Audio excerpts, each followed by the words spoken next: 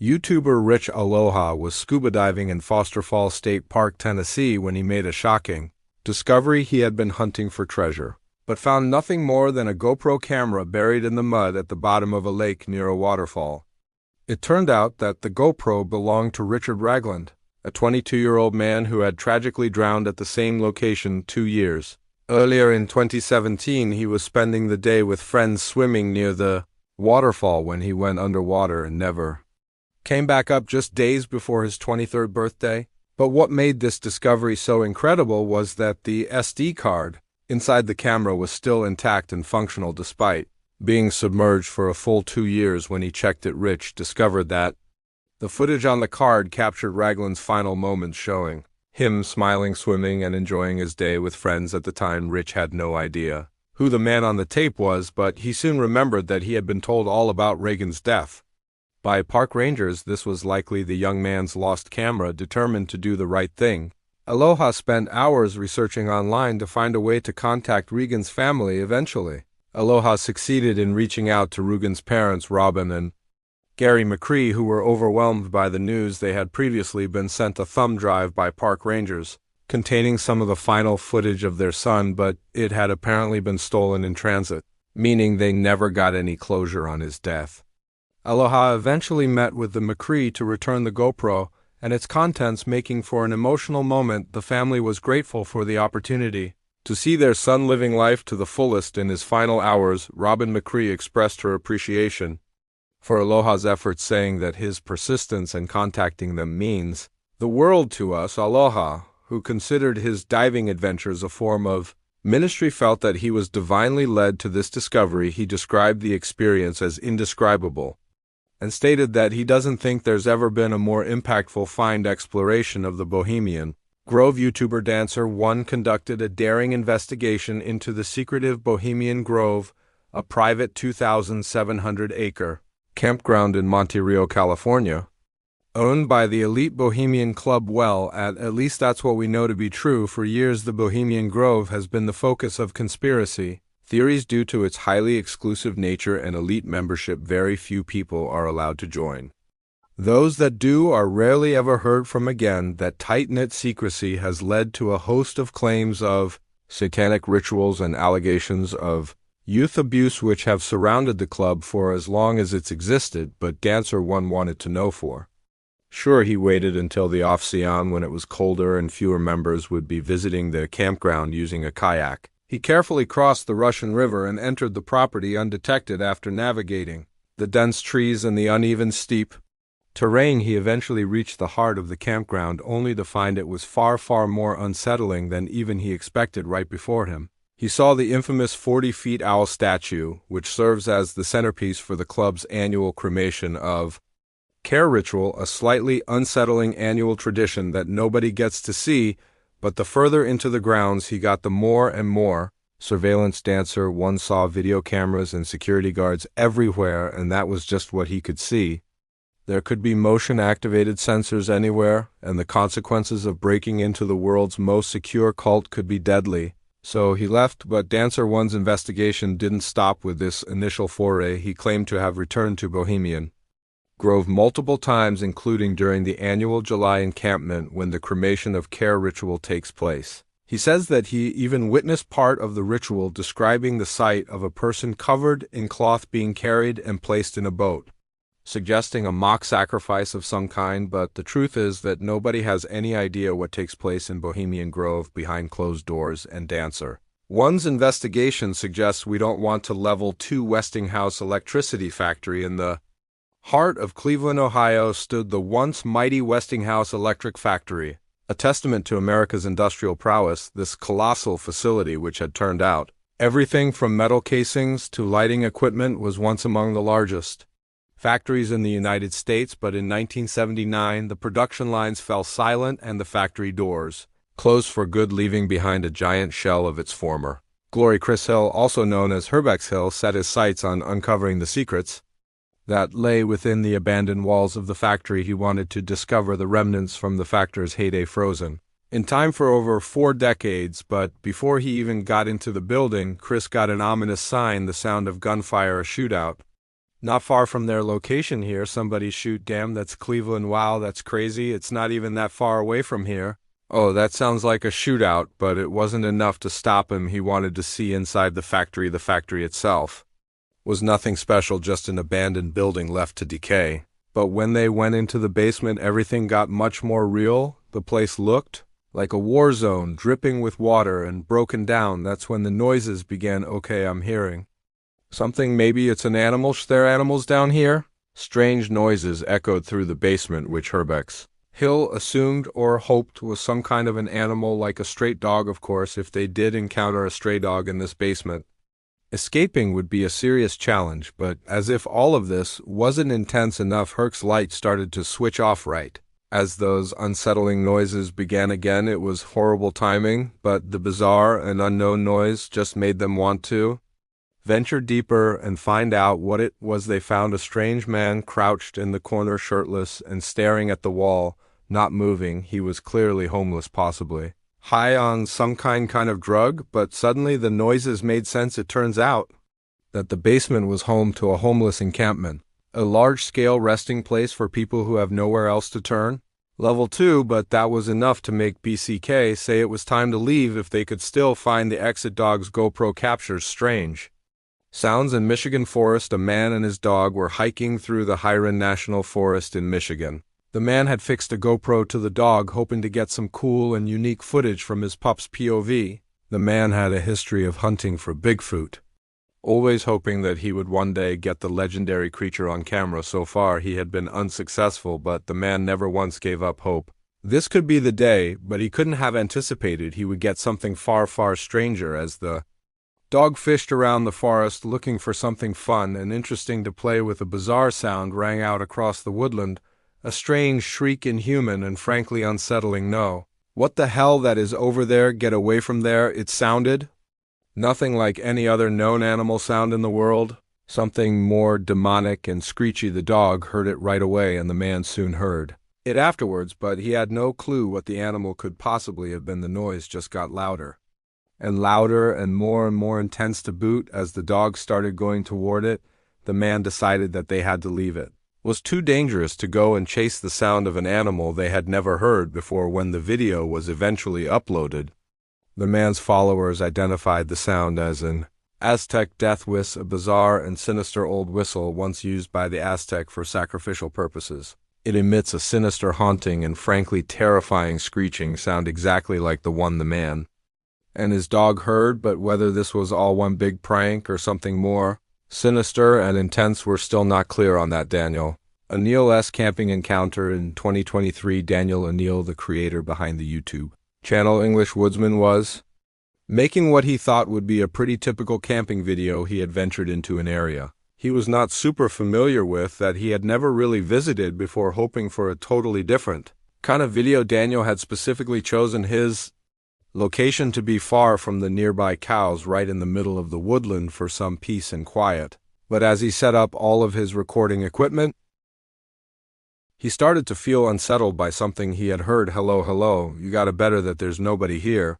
I'm going to put it down there, could just being some behind me, but it sounded like human footsteps. While he was walking, he heard a strange noise, what seemed to be human footsteps beside him, but it was all on his own, and if there had been someone walking near him, he would have been aware of it. The overthinking was bothering him. He couldn't spend an entire video obsessing about it.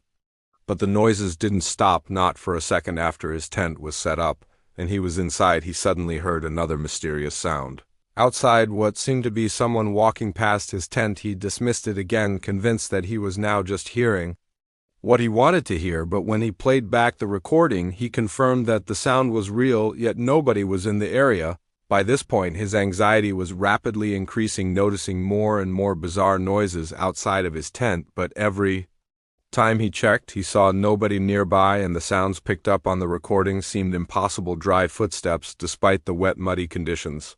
No matter how much he convinced himself that he was just hearing things or making it up, Daniel kept hearing the noises. He knew he had to find another spot to camp outside of the woods. He later described the noises that he had heard as being animal-like, but impossible to describe in any more specific way.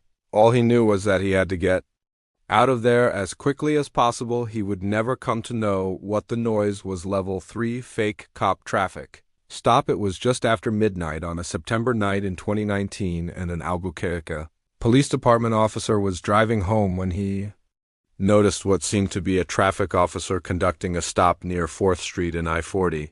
The traffic cop had pulled over an SUV and was in the process of interrogating the driver, but something about it rang strange to the APD officer. For one thing, the traffic stop officer wasn't driving a regulation vehicle. He was driving a civilian car with red and blue flashing lights. For another, he was wearing plain clothes with nothing even remotely police-like other than a strange star-shaped badge on his belt. And the biggest and strangest issue of all, he just happened to look very young. The APD officer decided to approach the traffic cop and get some answers, believing that he would have identification that could clear the whole thing up. The traffic officer introduced himself as Brendan Wyszynski, a cop that had worked for the Baralo County Sheriff's Office for 3 years. He had stopped the SUV for allegedly traveling at 120 miles per hour on the highway, but something was still really off. And the more that he questioned Officer Wyszynski, the more that feeling could continue to grow. Officer Wyszynski couldn't produce proper identification. His birth year, 1994, didn't match the registration of his vehicle, suggesting that wasn't his car, and he wasn't wearing appropriate police attire or equipment. Only at this point did Wyszynski admit that he was not and had never been a cop. All right, I'm just going to be straight up honest with you. I'm not a cop, okay? I'm just going to be. Where did you get that badge from? I bought it offline. Okay, do me a favor, stay in here, okay, for a second. He had purchased the badge online and fabricated his story about being a deputy, expecting to get away with it and secure a bribe from the people he was pulling over. Wyszynski was arrested and charged as an adult with impersonating an officer during questioning. He changed his story multiple times, at one point claiming the badge belonged to his deceased father. Claimed the sheriff's office couldn't verify. In the end, all that they knew was that Wyszynski had lied about being an officer, but everything else remained a total mystery. Fishing next to an active dam in 2022, a YouTuber called Skylar, or The Skylife, decided to make a fishing video, but he wanted to go fishing in a unique and different spot, settling on a bank next to the very active Phoenix Dam. The signs all over the area had warned of danger, urging people not to fish in the water. Level 3, the official guidance was that there would be 3 loud sirens, signifying that the dam was about to release and flood, but Skylar didn't care. He thought the odds of that happening were so low that it was almost irrelevant at first. Skylar's experience was incredible. After a series of failed fishing attempts, he was getting a whole bunch of impressive catches. Smallmouth and largemouth bass were coming in left and right, and he believed he was about to catch a real big one. A giant, unidentified fish that nobody had seen before. But the fishing trip was suddenly interrupted by a loud blaring noise, a siren. Oh, I gotta go. I got 2 more sirens. I'm almost back. Skylar knew instantly that wasn't good, but then it was followed by a second siren, knowing that the water was about to be released in a very dangerously quick gush. Skylar had to rush over the slippery rocks to safety. The exact situation the signs had warned him about. He had to stay calm, even though they were mere moments away from being completely obliterated. When he finally got to safety, he realized that there was no third siren coming. The entire thing had been a false alarm, possibly triggered to deter him from fishing in the air area. The water wasn't rising, nor was it ever going to rise. In his rush to escape the scene, Skylar had injured his leg, another risk that these signs had warned him about. He had a good time fishing while he did, at least despite initially dismissing the warnings that had been laid out all over the area. Skylar finally had to admit that he should have listened. He told his viewers to respect the warnings, to be safe, and to not go fishing next to an active dam or orca encounter. In Norway, a group of tourists climbed on board a big wooden boat heading out into the fjords in hopes of seeing some orcas in the wild. Of course, there was no guarantee that they would be able to see any, but just as the sun was starting to go down, they had some luck. An orca passed by their boat, and then another and another. Within a matter of minutes, they found themselves in the middle of a massive pod of whales with dozens and dozens of the orcas surrounding them and passing peacefully. It was an incredible view. But of course, everyone was terrified. The killer whale is one of the biggest animals on the planet, an apex predator that has more than earned its reputation in the world, and while they don't usually tend to attack humans, there have been multiple cases of that happening. In 1972, a surfer in California was bitten on the leg by an orca but survived. In 2005, a 12-year-old boy in Alaska was bumped by an orca while swimming but not injured, and in 2014, a diver in New Zealand was pulled underwater by an orca grabbing his catch bag but escaped unharmed. All other cases of humans being attacked or killed by orcas have happened in captivity. But that doesn't mean that seeing this many this close is not terrifying. Fortunately for these people, the orcas had no interest in harming them. Hidden basement discovered. A man had recently moved into a studio apartment in England, having agreed to rent it without even seeing it once the cost of living in the UK had skyrocketed, and all he really wanted was a small nice space for an affordable amount. But when moving day arrived and he came to see his new home for the first time, he started to realize exactly why the rental price was so low in the first place. The whole vibe of the place was strange. It was a beautiful old building with high ceilings, a 19th century monastery-type design with mirrors everywhere, but the bedroom was so small that he couldn't even stand up. But none of that was anything compared to the strange handle in the floor. He believed that the apartment was built to contain some additional underfloor storage, but when he opened it, he found that it went much deeper than he had anticipated. Alone in his home at 10 p.m., with nothing more than a camera and a torch, he ventured down into what he described as the dungeon of the house. The dungeon was covered in graffiti with a bricked-up window, a bizarre trench with a grate that he suspected was a burial ground, and what appeared to be a brick seat or a sacrificial altar. It had all the hallmarks of some kind of ceremonial sacrifice dungeon, but the dungeon was even bigger. The further he got, the more it became clear why. The rental price was so low, anyone who came to see the property would have seen the sacrificial room and fled. The dungeon was wired for electricity, and he could hear the sounds of the neighbors upstairs, who most likely have no idea about what is going on right under their own homes. A newspaper left behind was dated 1984, suggesting that the place was in use for a long period of time, but what it was used for, we'll never know, and I don't think this guy really wants to know. Creepy. Satanic Bridge. In the summer of 1999, Chris Childra was producing a report for the George Washington High School Art and Literary Magazine, wanted shooting footage of the aptly named Satan's Bridge in Virginia. The footage opened with shots of animal carcasses, some of them as fully intact skeletons, some of them simply remnants shoved into a trash bag and left in a ditch.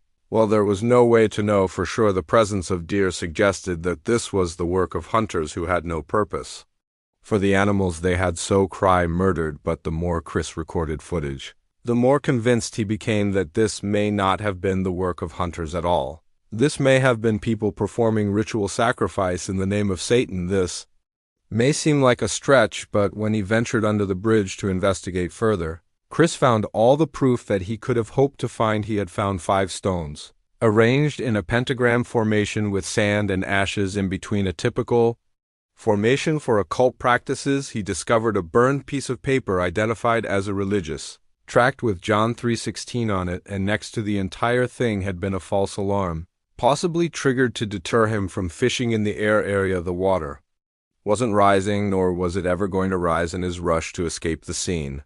Skylar had injured his leg, another risk that these signs had warned him about. He had a good time fishing while he did, at least despite initially dismissing the warnings that had been laid out all over the area. Skylar finally had to admit that he should have listened. He told his viewers to respect the warnings, to be safe, and to not go fishing next to an active dam or orca encounter. In Norway, a group of tourists climbed on board a big wooden boat, heading out into the fjords in hopes of seeing some orcas in the wild. Of course, there was no guarantee that they would be able to see any, but just as the sun was starting to go down, they had some luck. An orca passed by their boat, and then another and another. Within a matter of minutes, they found themselves in the middle of a massive pod of whales with dozens and dozens of the orcas surrounding them and passing peacefully. It was an incredible view.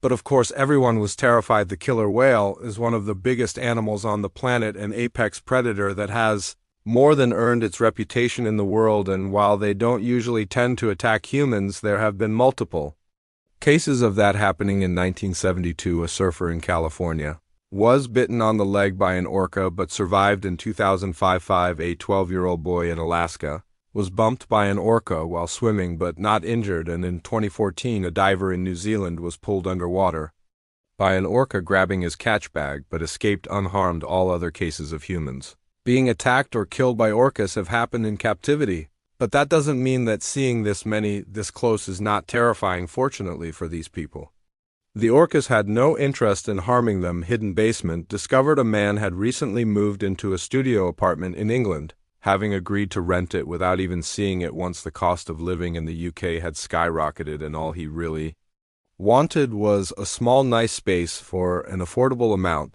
But when moving day arrived and he came to see his new home for the first time, he started to realize exactly why the rental price was so low in the first place. The whole vibe of the place was strange. It was a beautiful old building with high ceilings, a 19th century monastery-type design with mirrors everywhere, but the bedroom was so small that he couldn't even stand up, but none of that was anything compared to the strange handle in the floor. He believed that the apartment was built to contain some additional underfloor storage, but when he opened it, he found that it went much deeper than he had anticipated. Alone in his home at 10 p.m., with nothing more than a camera and a torch, he ventured down into what he described as the dungeon of the house.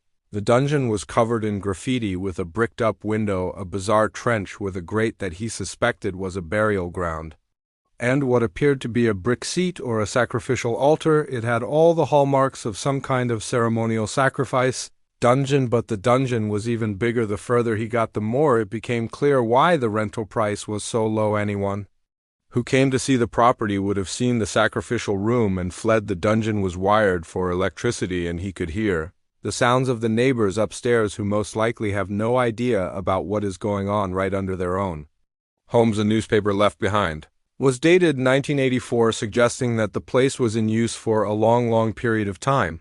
But what it was used for, we'll never know, and I don't think this guy really wants to know. Creepy satanic bridge. In the summer of 1999, Chris Childra was producing a report for the George Washington High School Art and Literary Magazine wanted shooting footage of the aptly named Satan's Bridge in Virginia. The footage opened with shots of animal carcasses, some of them as fully intact skeletons, some of them simply remnants shoved into a trash bag and left in a ditch. Well, there was no way to know for sure. The presence of deer suggested that this was the work of hunters, who had no purpose for the animals they had. So, cry murdered, but the more Chris recorded footage, the more convinced he became that this may not have been the work of hunters at all. This may have been people performing ritual sacrifice in the name of Satan. This may seem like a stretch, but when he ventured under the bridge to investigate further, Chris found all the proof that he could have hoped to find. He had found 5 stones, arranged in a pentagram formation with sand and ashes in between, a typical formation for occult practices. He discovered a burned piece of paper identified as a religious tract with John 3:16 on it, and next to it all black candles, typically associated with satanic rituals, were also present in the area. All of the hallmarks of occult practice were present, and while he never filmed them out of respect, Chris had seen multiple dead human bodies around the bridge throughout 1999 and 2000, an unsettling pattern that only further convinced him that Satanists were in action all over Virginia. They were sacrificing living things to appease Satan. Chris eventually stopped visiting the bridge, entirely freaked out by what he had seen over the years.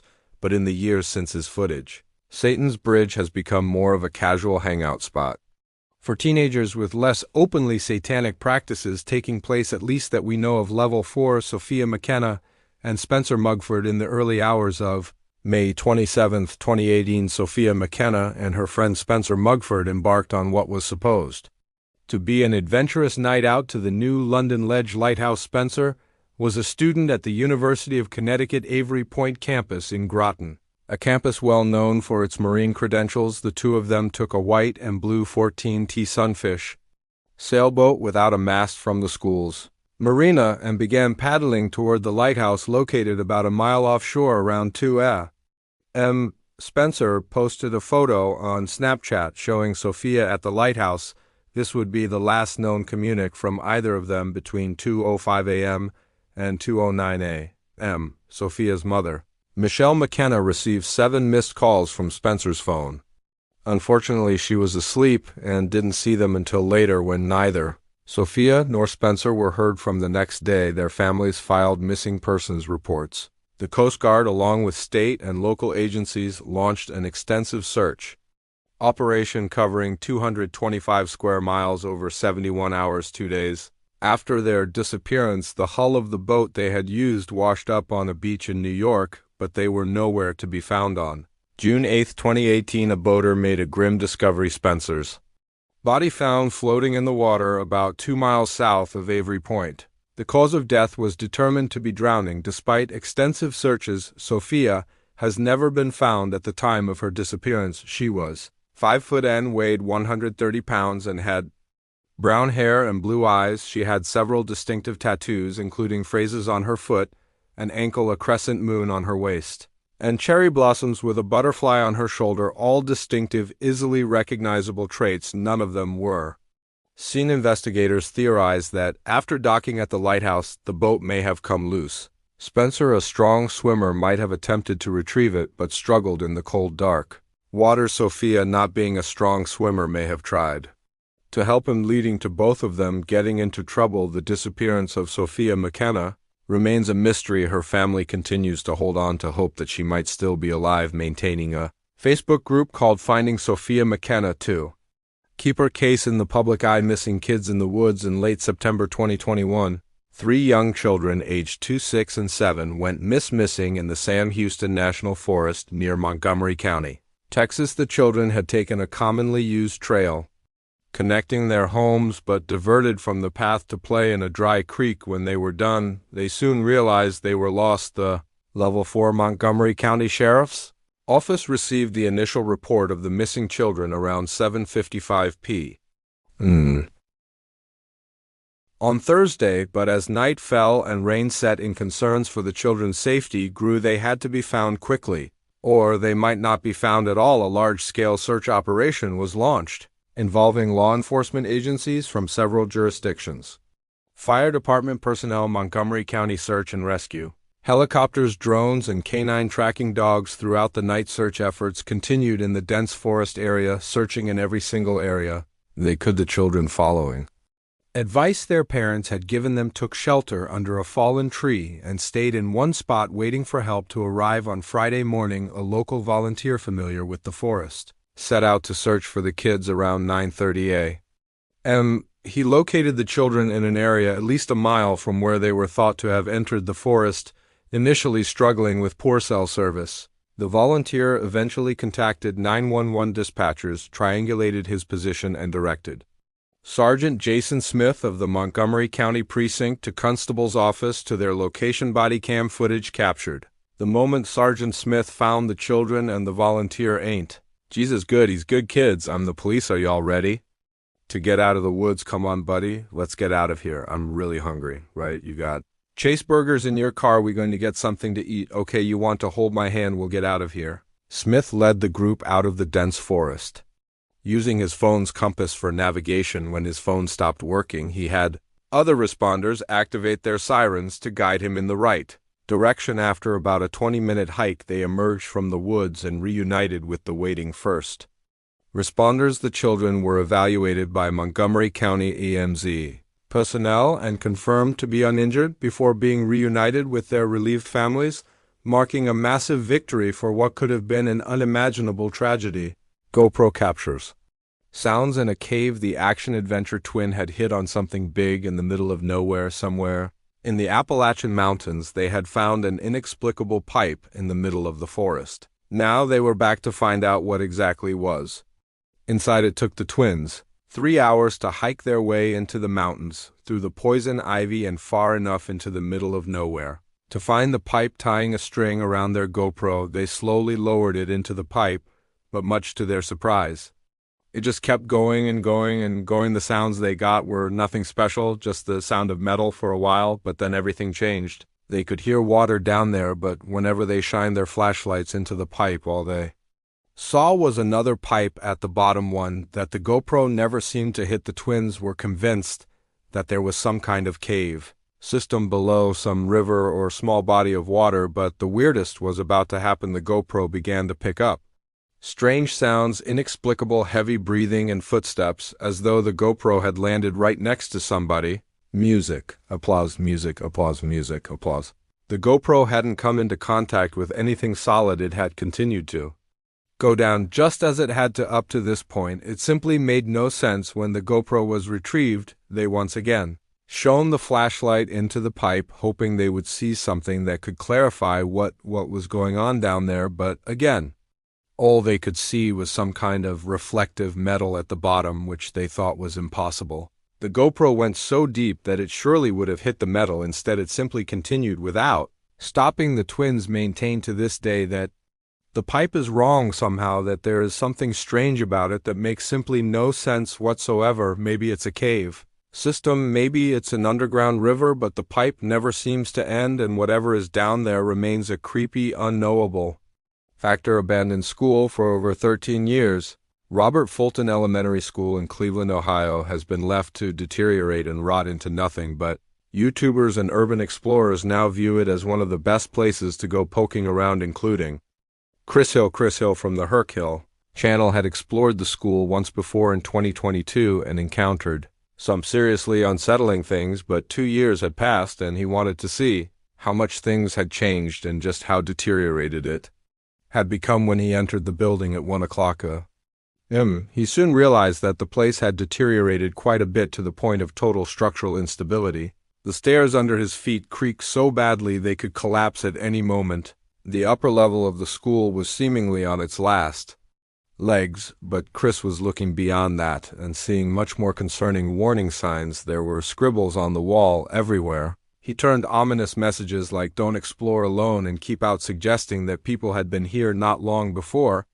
In the classrooms, he found evidence that people had been squatting inside the school, possibly as recently as the night before. He had heard noises in the school from the second he entered, but he had seen nobody, and against his better judgment, he decided to press on and explore further. Unfortunately, he was about to encounter the one thing that he could never have counted on: a screaming man. Somebody's in there. Music. Oh, I don't know if he's chasing me, but that scared the foo. Chris had no idea who the guy was, where he came from, or what he wanted, but it was enough of a warning to get him the hell out of the place. When he finally got out of the school, Chris reflected on the whole experience, concluding that the guy was most likely a squatter. He was probably worried that Chris was robbing him or taking over his territory, but when he went back to review the footage later, he realized that he was never actually on his own. The figure had been seen earlier in the background, quietly shifting from one room to another, always keeping an eye on Chris. Level 5, the note, and the brass. It was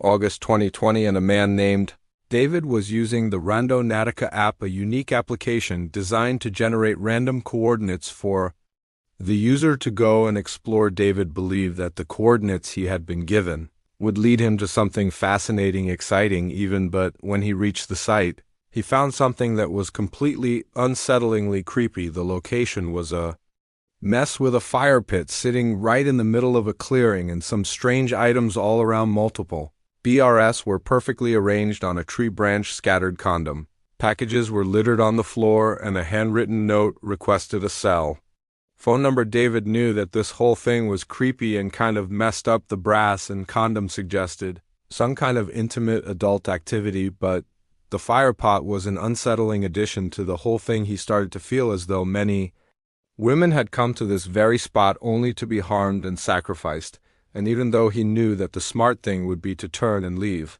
without even stopping to think, he put his number on the note as requested, leaving his personal contact information behind. In his mind, this would be the first step in a long adventure or a total unrepining nightmare. David didn't hear anything back for a while. He thought that the whole thing was totally futile, some weird prank that would never go anywhere, but then out of the blue he got a text message from an unknown sender. When he opened the message, David was horrified and deeply unsettled to discover that the sender had sent him his own home address.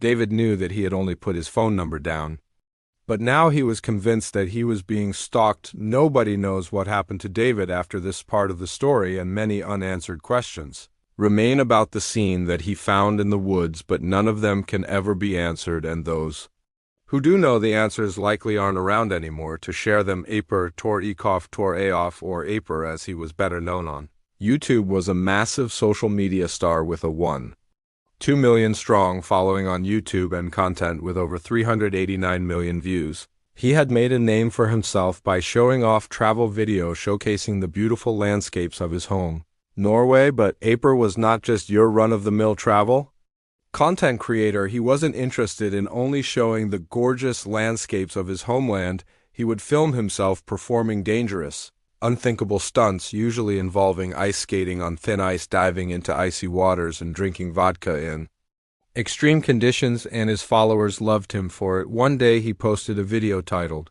"I'm not dead, I'm level 557 today." It was his 57th birthday, and he was doing basically all the stuff that his fans came to his channel for. He was immersed in what looked like a freezing outdoor bathtub, drinking vodka straight from the bottle. But what the fans didn't know is that this would be the last time he would ever be seen. On November 22, 2021, Aoff was filming a video at Jokov's Dam near the town of Kaber, Norway. The video was going to be one of his usual stunts, seeing him skate on frozen lake water, but today the ice broke and pulled him into the freezing lake water. Witnesses could hear his screams for help from a distance and quickly alerted emergency services. Within a short space of time, divers managed to rescue Ekoff from the icy lake, and he was airlifted to Uval Hospital in Oslo. Yet despite the efforts of medical professionals, Ekoff succumbed to his injuries on the same day. He had been underwater for too long, and doctors were unable to save him. The news of his death was a massive shock for his fan base, especially given that just days earlier, he had posted the video celebrating his 57th birthday. In his honor, his fans shared messages of how his videos brought joy to them. His partner, Tova Sharvin, shared a heartfelt message on Facebook describing the loss as indescribable and thanking Aoff for the memories they shared. He was no longer alive, but his memory would never die. Music, pilot crash it was. November 2019, and a student pilot was flying alone in the single-engine Cessna 172. The Cessna had long been described as a friendly plane to fly for a new pilot, but something was going very wrong with this one. On the approach to landing at North Perry Airport in Pembroke Pines, Florida, the pilot was experiencing difficulties. The landing procedure wasn't going as smoothly as it typically did when the wheels eventually hit the tarmac. The plane immediately veered right off the runway, sliding into a grassy area right next to it. The pilot couldn't seem to stop the plane as it hit and damaged 2 airport signs until the plane eventually came to a powerful stop. Local police and fire rescue teams immediately responded to the scene when the crash was reported, with the sheriff's office coming in to give their guidance too. Miraculously, the student pilot had survived, managing to exit the area aircraft without any emergency help required, but he did suffer some injuries in the crash, which was officially deemed by authorities to be minor as a precautionary measure. Emergency services transported the pilot to a local hospital with what were described as non-life-threatening injuries, but as it turns out, this was not the last crash to take place at North Perry Airport. Since this incident in 2019, multiple other planes have crashed at the runway, suggesting a sinister and eerie pattern of misfortune, and not all of them have been so lucky. In 2022, an instructor and a student both died in a plane crash on the runway. In 2023, another student pilot survived a near-fatal crash, escaping with spinal cord injuries, and in 2025, a plane landed on its roof after crashing in a freak accident. Every single incident has been on the same runway, always in broad daylight and in perfect flying conditions. Many have come to believe that the airport has some unique curse on it, seemingly the only explanation for so much misfortune. Level 6 body stain in an abandoned house. It was 2020, and urban explorer Rhythm Rider was about to delve into his latest exploration. Target an old abandoned home that once belonged to a woman who died under mysterious, tragic circumstances. Rider didn't know how the woman had died, but her house had become a popular spot for urban explorers. Were always shocked by the condition within. The second Rider stepped inside, he understood why. The house was almost completely undisturbed, seeming more like a time capsule to the period where this woman lived than an abandoned home. Of course, there were signs of abandonment, namely the overwhelming presence of squirrels, but otherwise it seemed as though someone had lived here until very Recently, Ryder explored the entire house from the upper bedrooms to the lower basement, taking in the entire residence and slowly piecing together the story of this woman's life. She was an avid smoker, as seen by the nicotine film. Her husband had died before she did, and she had multiple gun cases throughout the house, suggesting she and her husband were very protective. But what really caught Ryder's eye was the body stain, a human-shaped mark left on the floor beside the original owner's walker. That's when he realized the woman had died right there where he was standing. She likely took some kind of fall and simply never recovered. In fact, she probably lay there for hours or even days before anyone found her. Her belongings had been rifled through, suggesting that someone did eventually come to collect her things, but that body stain messed her up. He had to stop filming for 20 minutes just to process the realization that he was staring at the exact place where a woman lost her life. That's when he started to piece everything together. All of the gun cases were empty, suggesting that someone had come into the home and ransacked them. Maybe that happened after she died, but maybe it happened shortly before. Maybe it was even the reason that she died. Dangerous wires on Rampart Range trails. In July 2017, authorities became aware of an increasingly dangerous trend going on in the trails of Colorado.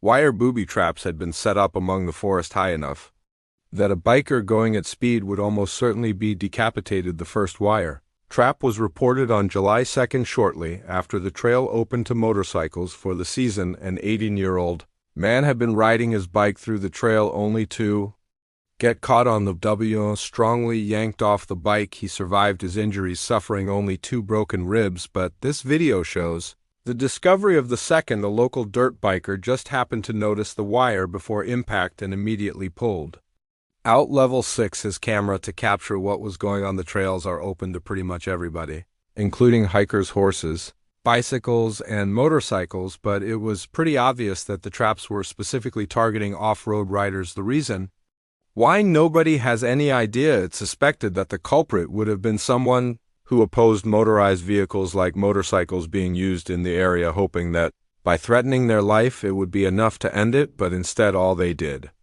was almost end someone's life to prove their point. As a precautionary measure, the U.S. Forest Service temporarily closed the trail to all users while the investigation continued, but the outrage spread almost immediately. It turns out this is not the only incident in Colorado. For years now, unknown culprits have been doing everything they can to try and dissuade bikers from using the trails.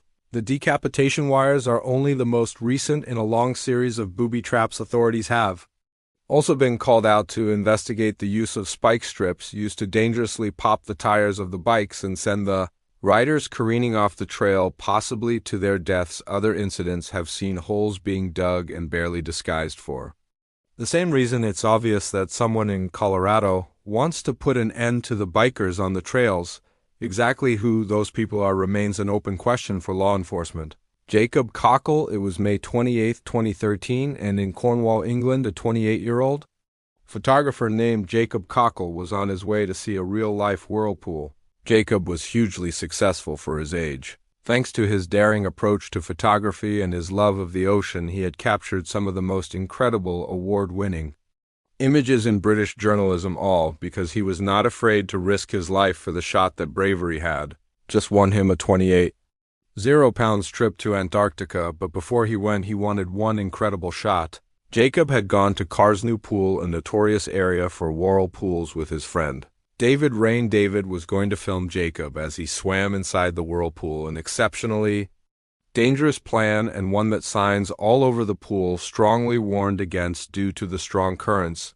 But just to make the footage even more incredible, Jacob insisted he would be wearing a plastic horse's head when he got into the water. Jacob managed to avoid being pulled down by the current by swimming backward, a trick that allowed him to enjoy the thrill with minimal risk. But he wanted a better shot. He wanted underwater footage using a GoPro camera. Jacob dove beneath the surface for one last shot, but he would never resurface when Jacob didn't come up. David started to panic. He went searching the area, looking into the drainage tunnel in hopes that Jacob had washed up, but he didn't. There was no sign of Jacob anywhere then. David spotted him floating face down in the water at the other end of the pool, despite immediate efforts to save him, including CPR administered by David and a passerby Jacob was pronounced dead after being airlifted to the Royal Cornwall Hospital. The coroner's report concluded that Jacob had died from drowning with trace amounts of ketamine found in his system, though not enough to cause intoxication. Jacob's death was ruled accidental, with the coroner acknowledging him as a competent swimmer, but also a calculated risk-taker. His untimely death shocked the community with his funeral drawing so many mourners that the church reached maximum capacity. A year after Jacob's death, the drainage system in Hale Harbor was altered, eliminating the formation of the whirlpool that had fascinated and ultimately claimed Jacob's life. Level S Killer Vlogs murders on April 22, 2012. Peter Keller, a 41-year-old survivalist from North Bend, Washington, murdered his wife Lynette and daughter Kayan. Shooting them both in the head, he went on to execute their family pets, setting their home on fire to destroy the evidence and cover his tracks before disappearing into the wilderness. But Peter had long planned this. Over the course of 8 years, he had secretly constructed an elaborate 2-story underground bunker in the dense forest near Rattlesnake Ridge. His hidden fortress was meticulously designed and stockpiled with supplies, weapons, and ammunition. He was convinced that the apocalypse was around the corner, and that it would be merciless and brutal on just about everybody. In his mind, the murders were actually acts of mercy, but law enforcement was on the hunt for him. Detectives pieced together clues from recovered computers, cell phone records, and even enhanced photographs found in the burned house. These leads, combined with old-fashioned detective work, eventually led them to the vicinity of Peter's hideout. Peter's bunker itself was a marvel of DIY engineering. Built 20 feet into a hillside, it featured log cabin walls, multiple levels, and was equipped with a generator, police scanner, and various survival gear to prepare himself for the eventual apocalypse. Now, as authorities closed in a tense 22-hour standoff ensued, SWAT teams surrounded the bunker, eventually using explosives to breach its roof. On April 28, 2012, they entered to find Peter Keller dead from a self-inflicted gunshot wound, but it wasn't until he had died that the police found the most disturbing piece of evidence yet: a video diary that Peter had recorded around 2 weeks before the murders. The videos showed Peter casually discussing his plans to drop out of society and acknowledging the possibility of his own death, stating, "I can always shoot myself and I'm okay with that." Ultimately, everything that Peter said he would do, he went on to do. At no point did he ever hesitate on his plan. It's pretty clear that he always intended to do this, whether or not he truly believed in the apocalypse, however, or just used it as an excuse, is unclear. Elaine Campion tape. On October 2, 2006, Frances Elaine Campion was recording a video about her failed marriage. When she was 20 years old, Frances moved to Ontario, met Leo Campion, and married. Their relationship deteriorated, leading to a divorce and custody battle. This video saw her aggressively expressing her hatred towards Leo, claiming that God was taking care of the children that they shared. The ominous words were intense, but the reality behind them was far, far worse. Level 7. After the 3 years of physical, emotional, and mental abuse that I endured tremendously by Leonardo Campion, and then the past year from Anna and Diego Campioni, the mental and emotional abuse, which was stop, and I had keep bringing these two people into my life over and over again when I kept telling them the amount of mental and emotional abuse it was causing my 3-year-old daughter, Serena, and I, and Sophia. It was horrible and uncalled for, and I want justice to my family for what they have all done to us. I cried out for help. They should have charged him for the assaults he did to me. The assaults he did to my oldest daughter, and they did nothing for their 2 young daughters, Serena and Sophia, no older than 3 years old, were both dead. Frances had drowned them in a bathtub of their apartment for no clear reason whatsoever. After the drowning, she had dressed the girls in pajamas, posed them on a bed, and attempted suicide herself, but she wasn't successful, and now she would have to seriously pay the price for the crimes she had committed. Frances was charged with 2 counts of first-degree murder. Her trial lasted 7 weeks, during which her lawyer argued for a not guilty verdict by reason of insanity. The defense highlighted Frances's history of mental illness, including multiple stays in psychiatric wards, suicide attempts, and paranoid delusions. The argument, they said, was that this would always have happened, but the video evidence kept coming. back showing that Frances was psychologically there, very conscious that what she was doing was wrong and done with the intent of hurting her ex-husband. On November 5, 2010, a jury found Frances guilty of first-degree murder. The verdict indicated that despite her mental health issues, she was always aware that murder was wrong. Frances was sentenced to life imprisonment with a minimum of 25 years before parole eligibility. Frances filed against her convictions, but in 2015 some of these were denied by the Ontario Court of Appeal in a controversial move. Judge Alfred Stong, who presided over the trial, made comments after the verdict suggesting that if he had the power, he would have overturned the jury's decision. He implied that Frances's actions were a result of the abuse she had suffered at the hands of her ex-husband. But for most people, Frances's actions were simply beyond forgiveness.